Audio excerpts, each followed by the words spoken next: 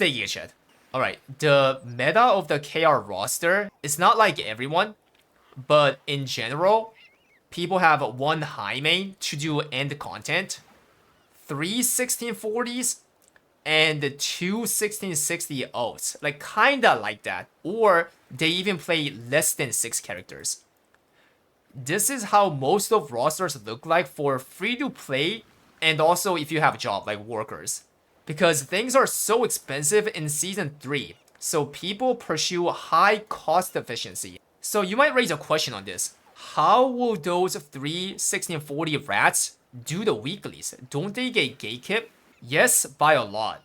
So in KR, people rarely do the raid by themselves.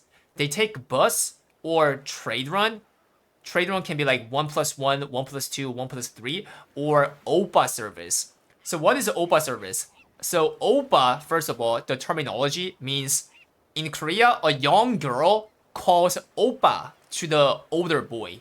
Do not say guys. Like, this is how we do it. I mean, people who watched K-drama, you heard oppa a lot, right? From young girl to an old guy. But in Lost Ark, oppa refers to 1680 plus juicer. And it happens in Echidna, Behemoth, Thamine. So this is how it works.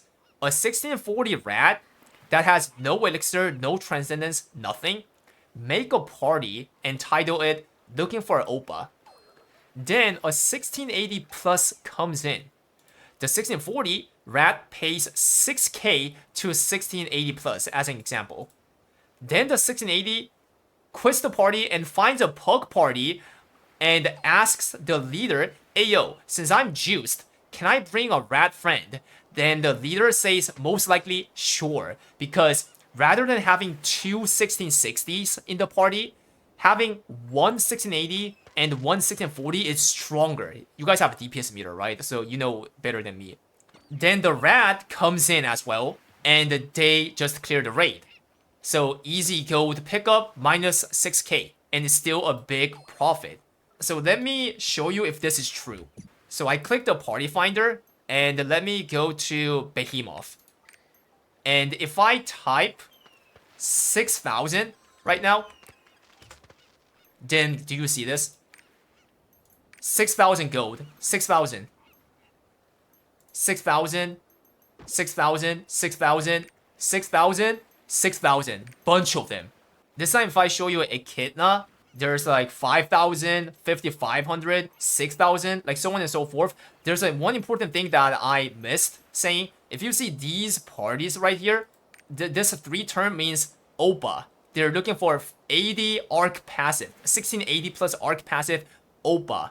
What this means is this. So normally you are invited to the party if you're 1660 plus, which is a gatekeep. But if you're 1680 plus, then you are allowed to take a rat friend, which is 1640. There are so many party like that. And the reason why there are so many party like that is because they know that this oppa service is a good business in the current KR Lost Ark. Spam KEKW. So this is like, it's like low-key everyone is allowing the oppa service to happen, since it's a huge win-win for all 3 parties. The rat who paid the 6,000 gold, and the oppa who got the 6,000 gold, and other 6 people who gets that 1680 into the party, which makes the raid clear faster. Spam noted. So therefore, the rat can clear the raid even though like he has 0 elixir and transcendence, no investment. Now the question is, but Memo, isn't elixir and transcendence cheap nowadays? Why would you take these services? Relatively, yes, it's cheaper, but the degree of the gatekeeping is becoming higher. For example, back in the days when people didn't have the transcendence, then they started gatekeeping upon transcendence, right?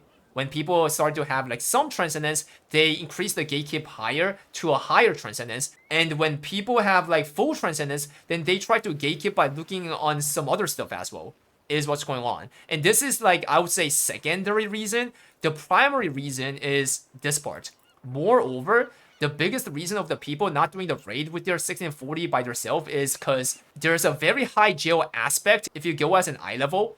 And it takes more time compared to having the 1680 in the party.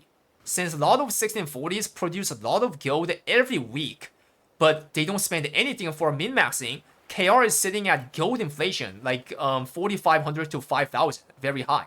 Which is why Director announced the gold nerf from yesterday's Loa on.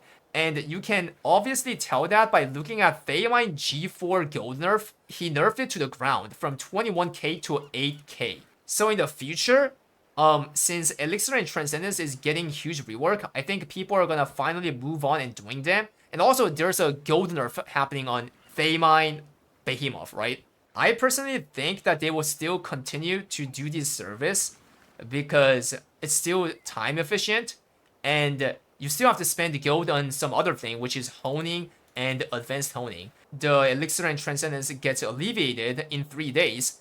Advanced honing is gonna be a big obstacle to the Korean players, just like how Western people are feeling right now. So let me wrap up with my own opinion. I feel 2 different feelings. Number 1, a game is intended to do the things by your own and have fun. But these busts, like trade run, like oppa service, is definitely something that's, killing those vibe, right? Like opposing the intention of the game. But at the same time, it's Smog's fault of making things really expensive. And also, like, they made the alt system that promotes people to make the alts to keep up, right? People don't want to waste time getting jailed on the alts though. So they found out the most time efficient, cost efficient way to do it, which is these 3 stuff I mentioned: the bus, the trade run, and the oppa service. So let me know your thoughts about it. Thanks for watching my VOD. Hit the like and follow, subscription. Come to Twitch as well. Stay Giga Chat. Spam loaded.